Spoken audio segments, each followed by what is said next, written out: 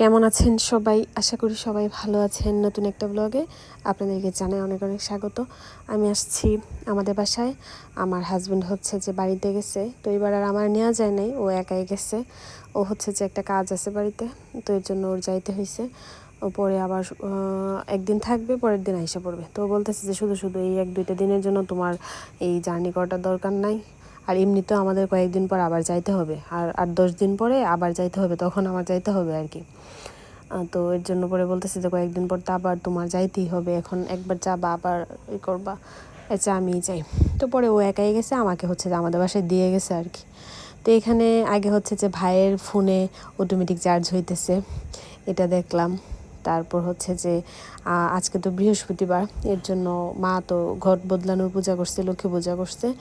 তারপর পূজার সিঁদুর এগুলো হচ্ছে আমাকে কপালে, তারপর হচ্ছে শাখায়, এগুলোতে মা পরায় দিছে সিঁথিতে।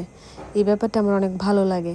বিয়ের আগে হচ্ছে যখন মা পূজা করতো তখন জাস্ট একটা টিপ পরায় দিত, এখন সিঁথিতে দেয়, শাখাতে দেয়। আমার অনেক ভালো লাগে এই বিষয়টা। মা প্রসাদ মা খাইতেছে পূজার। আর এই পূজার এই জিনিসগুলা মা হচ্ছে নতুন কিনছে, ভাই নিয়ে আসছে আর কি, ভাইয়ের দিয়ে আনাইছে 4টা প্লেট 4টা গ্লাস ঠাকুরের জন্য আর কি। কাঁসার যে দাম, মানে বলা চলে যে স্বর্ণের মতো দাম কাঁসার যে এত দাম, এগুলো আমি জানতাম না বা বুঝতাম না। তো তারপর আমার যখন বিয়ে হয়, তো বিয়ের সময় তো কাঁসার জিনিসপত্র দেওয়া লাগে আমাদের।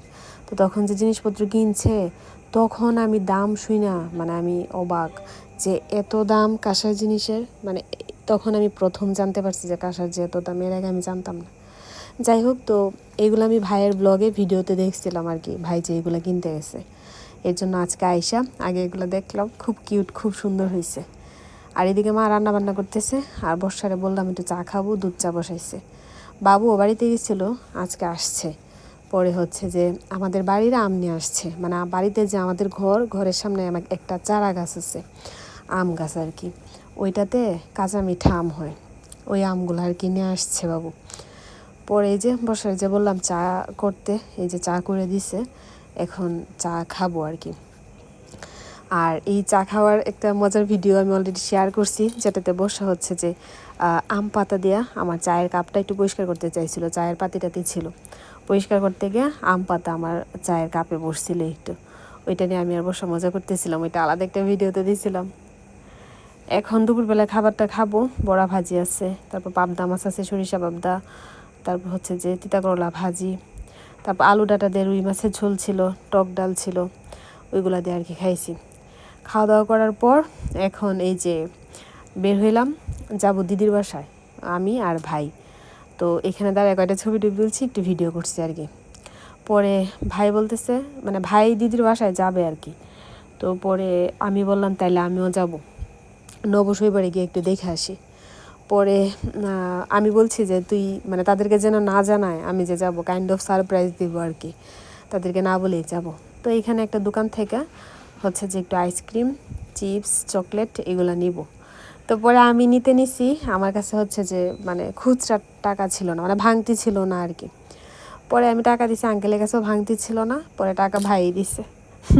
আমি আর দিতে পারি নাই। পরে ভাইরা বলতেছে না এটা হইলো না, এটা কেমন হলে, তুই কেন দিলি, তাহলে তুই নে। পরে ভাই বলতেছে না না না না। পরে মনে মনে ভাবতেছি ভাই কত বড় হয়ে গেছে, আর আমার এই ছোট্ট ভাইটা এখন বড় হয়ে গেছে। যাই হোক, জাস্ট কিডিং। ও এমনিতেও মানে এটা সেটা কিনে বাসার জন্য নেয়, বা এটা সেটা দায়িত্ব পালন করে টুকটাক। এই তো আসছি দিদির বাসায়, এখন আইসায় আমার বুড়িটারে আদর করতেছি, তার দেখেন চুল ফালাই দিছে। তো চুল কেন ফালাইছে তো জিজ্ঞেস করলাম, পরে বলতেছে যে মাথায় পিছনে হচ্ছে ওর হচ্ছে যে অ্যালার্জিজনিত কোনো সমস্যা হয়েছিল মাথায় পিছন দিকে, মানে খুব ইনফেকশন হয়ে গেছিলো, বাজে অবস্থা হয়েছিল, যার জন্য হচ্ছে যে চুলগুলো ফালাই দিছে। এখন তো একটু বড় হয়েছে, সে এখন স্কুলে ভর্তি হয়েছে, প্লেতে পড়ে, তো এখন তার একটু চুলগুলো থাকলে ভালো লাগে আর কি।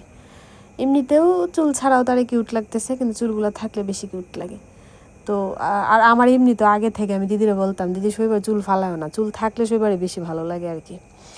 কিন্তু ওই যে এইবার তাদের ফালানোর ইচ্ছা ছিল না, কারণ বসতেই ফালাইতে হয়েছে, ওই যে পিছনে ইনফেকশন হয়েছে মাথার, এর জন্য। যাই হোক, তারপর নবর সাথে একটু ভিডিও করলাম, গল্প টল্প করতেছিলাম। তো এখন দিদি দুধ আনছে, দুধ দিল, আমি নব আমরা খাবো, আর শৈবার জন্য আনছে। এখন শৈবা হচ্ছে খাবে না, তারে হচ্ছে দুধ খাওয়াইতে হয় নাকে ধইরা। ছোটোবেলায় এগুলো তো আমরাও করতাম। তো পরে দিদি বলতেছে, আরে এইভাবে তো সে খাবে না বনু, তোরা যে কী করতি, এই তোরার এই রোগ আমার এই বাচ্চারা পাইছে। তো পরে এইখানে আমি আর নব বলতেছি যে আচ্ছা আগে তাহলে আমাদের দুধটা খায় নি। শৈবা জাস্ট হাতেই রাখছে কিন্তু খায় আর নাই। পরে এখন দেখেন কি করি, এই যে আমি খাওয়ার পর এই যে দেখেন তারে নাক ধরতে হয়েছে, নাক ধরে তারে খাওয়াইতে হয়েছে। আর আমি ভয় পেতেছিলাম যে এতক্ষণ যে নাকটা বন্ধ করে রাখছি ওর দম নিতে কষ্ট হইতেছে না। পরে আমি ইচ্ছা কইরাই মানে হাতটা ছাড়ছি, বলছি যে মাম্মা একটু দম নেও পরে আবার খাও। পরে এখন আমি কি করছি দেখেন হাতটা সরাই নিছি, এখন কিন্তু সে নাক না ধরে খাইতেছে। মানে তারে আর এটা আমি বলি না, আমি ইচ্ছা করে হাতটা সরাই নিছি, তারপর সে ঠিকই খায় নিছে। এটা আসলে যে ছোটো মানুষদের একটা মনের বায়ু আর কি, যে দুধ গন্ধ লাগে খাওয়া যাবে না, নাকে ধরতে হবে। পরে যে নাকটা ছাড়লাম তখন কিন্তু সে ঠিকই খাইতে পারছি। যাই হোক, তারপর আমি দিদির বলছিলাম দিদি চা খাবো, পরে দিদি চা করে দিচ্ছে। আর এইখানে দিদি এমনিতেও চা করতো, কিন্তু আমার তখন খুব চা খাইতে ইচ্ছা হচ্ছিলো, পরে দিদিরও বলছি, দিদি চা করে দিচ্ছে। তারপরে যে ভাই আর আমরা যে আইসক্রিম নিয়ে গেছিলাম, দিদি হচ্ছে যে আইসক্রিম দিল। শৈব আবার বলতেছিল ওয়াও পিঙ্ক কালার আইসক্রিম, এগুলো বলতেছিল। তো এখন হচ্ছে যে চিপস খাইতেছে সে, আর এই যে আমি আইসক্রিম খাইতেছি।